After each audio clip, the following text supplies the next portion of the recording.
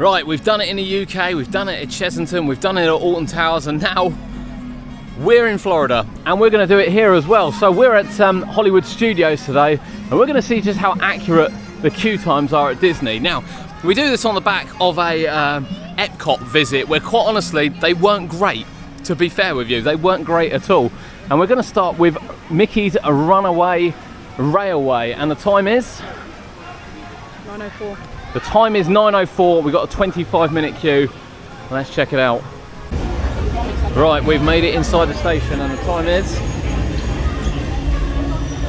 That's an 11-minute queue, advertised at 25. I mean, I'll take it.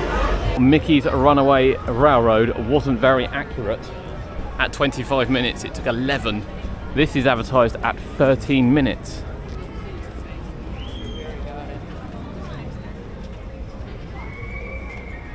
And time is? Right, 9:29, 13 minutes. I'm not convinced. We're inside the building. We've still got a little bit of a queue left to go.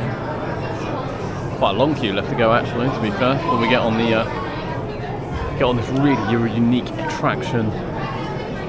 Is it a story ride? Is it a drop tower? Who knows? 9:48, we've got in here at 9:29, so 19 minutes. Not too far, to be fair, from the 13 minutes. Not the worst. So 19 minutes, not 13, but not too bad in honesty. Although I guess if you take it in percentage terms, actually, it's quite far out. We'll let you decide that one. Rock and roll coaster here, rock and roller coaster, 35 minutes. The time is 10 o'clock. There we go, that's a nice easy one to remember, isn't it, as we enter. I have a feeling this will be a bit longer, but we'll wait and see. Right, what time do we get in? 10. So, 65-minute queue, and to be fair, we're not actually on it yet.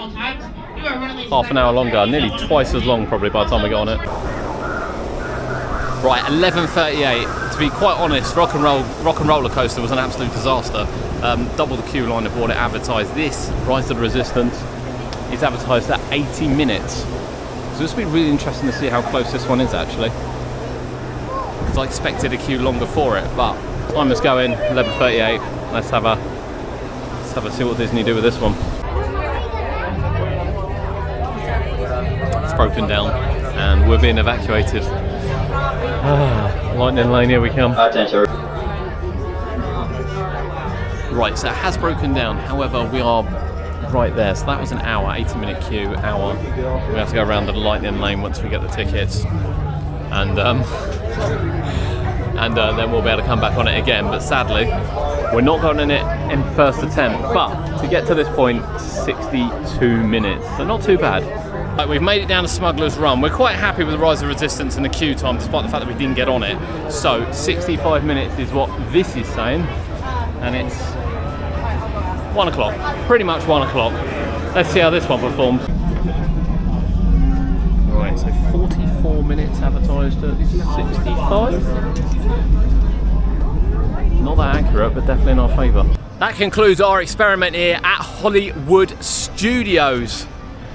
Right behind us here. Right, so how did they perform in the queue line test? We've been doing it across the country in the UK, and we thought we'd give it a bash over here in the US as well, especially after the first couple of days we've been here. We've noticed that the queue times are ropey at best.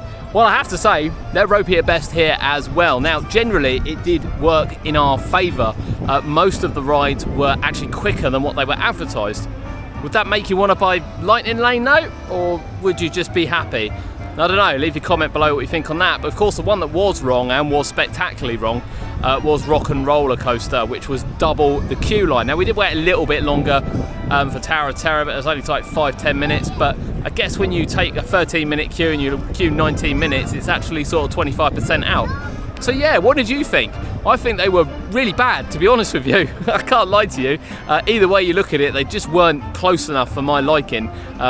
Given that some of the hammering we give some of the UK parks. But let me know what you think below. We're going to be doing a couple more while we're here in the States as well, particularly at Universal when we head back there. My name's Adam, this has been UK Theme Parks. If you enjoyed this video, something a little bit different, drop it a like, and we will see you next time.